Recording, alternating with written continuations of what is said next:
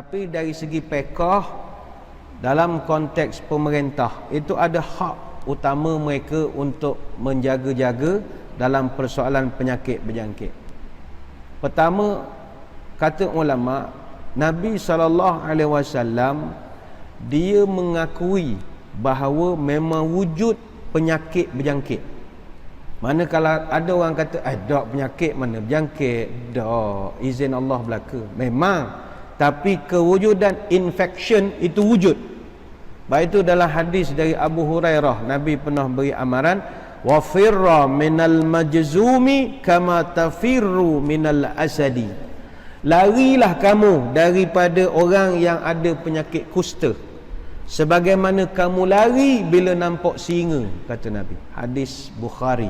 Jadi Nabi minta umat dia berhati-hati bila berjumpa dengan orang yang ada penyakit berjangkit. Itu ada, premisnya ada. Cuma jangan takut tak tentu arah. Orang kita sekarang sehari dua ni mentang-mentang penyakit ni dari Wuhan, China, nampak orang Cina pun lari juga. La ilaha illallah, hamdu masalahnya. Pergi ke kedai nampak orang Cina, terus kona. Orang Cina dengan orang China lain. Ada setengah tu 5 kohi pakcoy dia tak makan. Tak berani dia. Kontraktor tu beri berkotak-kotak, sebiji pun dia tak makan. Ngapa tak makan? Jangan sampai tak order nasi goreng Cina dah lah. Itu takut melampau sangat namanya. Yang kedua, kata ulama, setiap penularan wabak mesti berlaku ada sebabnya. Itu dia tidak suka-suka hati saja merebak. Mesti ada penyebab. Penularan dan merebaknya penyakit memerlukan syarat-syarat. Sebab itu Nabi menafikan penularan tanpa sebab.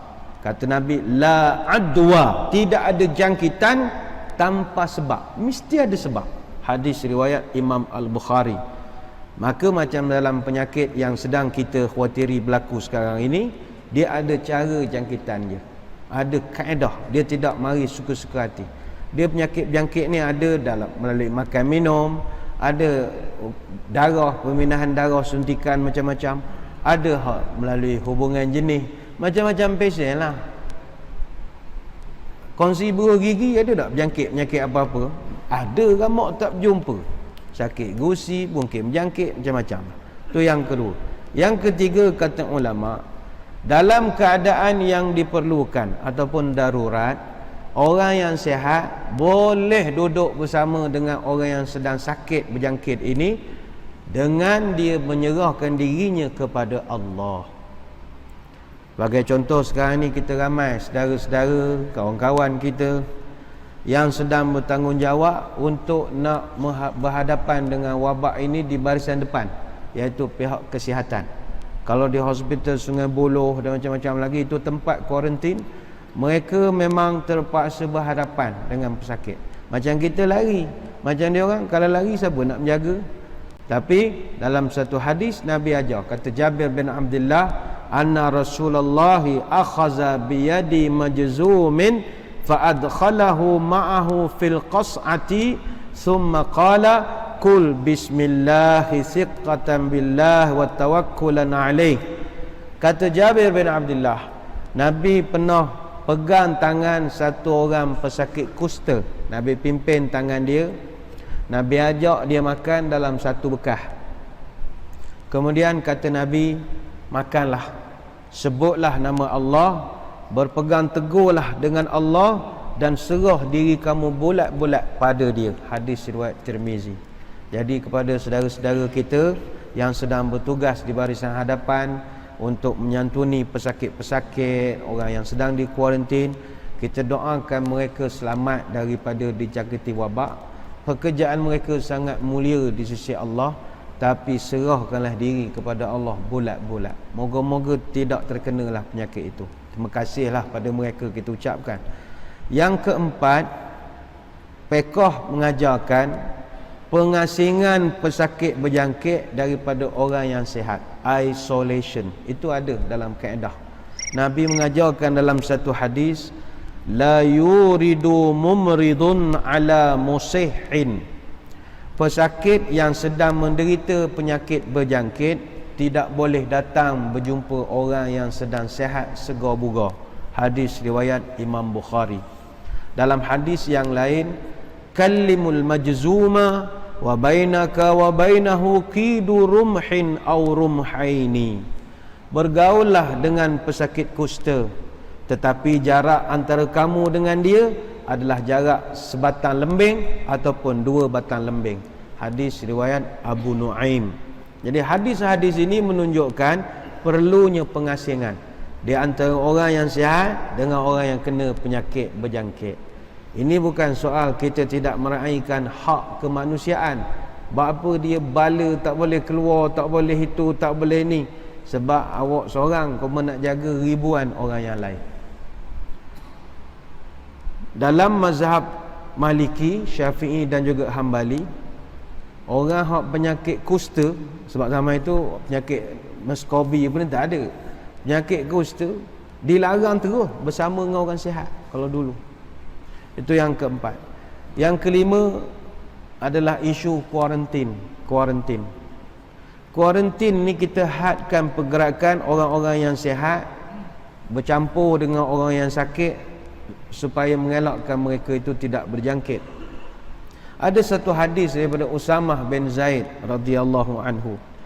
At-ta'un ayatul rijzi ibtalallahu azza wa jalla bihi nasan min ibadihi fa iza sami'tum bihi fala tadkhulu alayhi wa iza waqa'a bi ardin wa antum biha fala tafirru minhu. Disebutkan bahawa ta'un adalah tanda kemurkaan Allah, yang mana Allah menguji hamba-hambanya. Kalau kamu tahu satu tempat itu ada penyakit, janganlah kamu masuk ke tempat itu. Apabila kamu berada di tempat yang ada penyakit ta'un atau penyakit berjangkit yang lain, jangan pula kamu keluar daripadanya, kerana kita akan bawa balik penyakit itu. Hadis riwayat Imam Muslim. Yang keenam, ada satu berita baik kepada orang yang mati, meninggal dunia kerana sakit wabak, epidemik ini. Kata Aisyah, sa'altu Rasulullah sallallahu alaihi wasallam anit ta'un fa akhbarani annahu azabun yab'athuhu Allah 'ala man yasha wa anna Allah ja'alahu rahmatan lil mu'minin laisa min ahadin yaqa'u ta'un fayamkuthu fi baladihi sabiran muhtasiban ya'lamu annahu la yusibuhu illa ma kataballahu lahu illa kana lahu mithlu ajri syahid. Aisyah satu hari ditanya Nabi, ya Rasul, apa pandangan tuan tentang wabak ta'un? Nabi jawab, itu adalah penyakit yang Allah turunkan kepada siapa saja yang dia nak kehendaki, dan Allah jadikan penyakit itu sebagai rahmat kepada orang beriman. Siapa yang kena ta'un, kata Nabi, dan dia duduk tetap dalam negerinya dalam keadaan sabar, mengharapkan pahala daripada Allah, yakin dengan ketentuan Allah, maka kalau dia mati, Allah memberinya pahala syahid. Hadis Bukhari. Jadi kalau tuan-tuan na'udzubillah menderita penyakit ini, bersabar, berubat. Kalau takdir terpaksa meninggal dunia misalnya, kena redha lah, kena redha.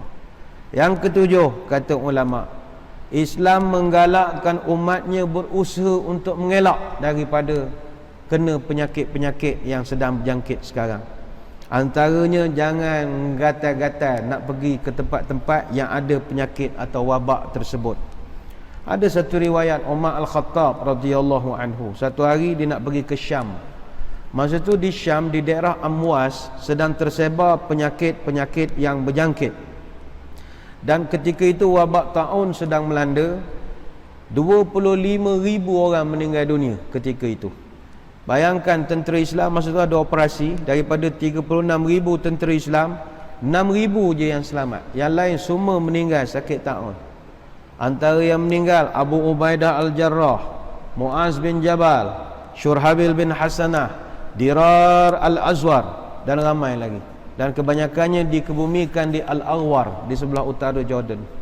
Jadi bila Omar sampai di Syam dan dia tahu wabak tu sedang berlaku, dia patah balik, tak jadi masuk.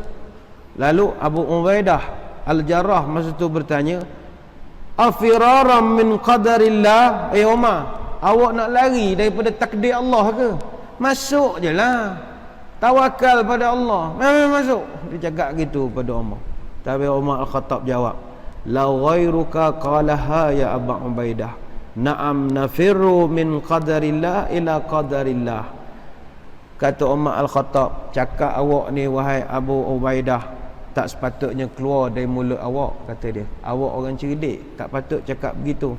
Ya, awak nak kata saya lari, memang, tapi saya lari dari takdir Allah kepada takdir Allah yang satu lagi. Hadis riwayat Al-Bukhari. Dan yang terakhir, janganlah kita sengaja pindahkan penyakit berjangkit kita kepada orang lain, kerana menyebabkan mudarat pada orang lain itu adalah dilarang. La darar wa la dirar. Hadis Ibnu Majah. Jangan menyebabkan mudarat kepada diri sendiri dan orang lain. Jadi kepada pihak pemerintah kita ucap terima kasihlah kerana mengambil keputusan untuk mengurangkan kemasukan dan sebagainya lagi, kerana ini bertepatan dengan kehendak agama. Yang mustahak bagi kita, marilah membanyakkan berdoa, ikutilah nasihat-nasihat yang telah diberikan oleh pihak berkuasa, dan kita berharap wabak ini tidak akan kekal lama, mudah-mudahan. Sebab dulu-dulu HIV AIDS misalnya, itu mati berpuluh juta, ramai 36 juta orang mati sejak tahun 81. H3N2 tahun 68, 1 juta orang meninggal. Guangzhou China flu H2N2 tahun 56 sampai 58, 2 juta orang mati. Wabak kolera tahun 1911 dari India, 800,000 orang mati. Kita berdoa pada Allah tidak berlaku lagi lah. Dengan teknologi perubatan yang ada, mudah-mudahan boleh diselamatkan. Sekadar itu sembang-sembang pada malam ini.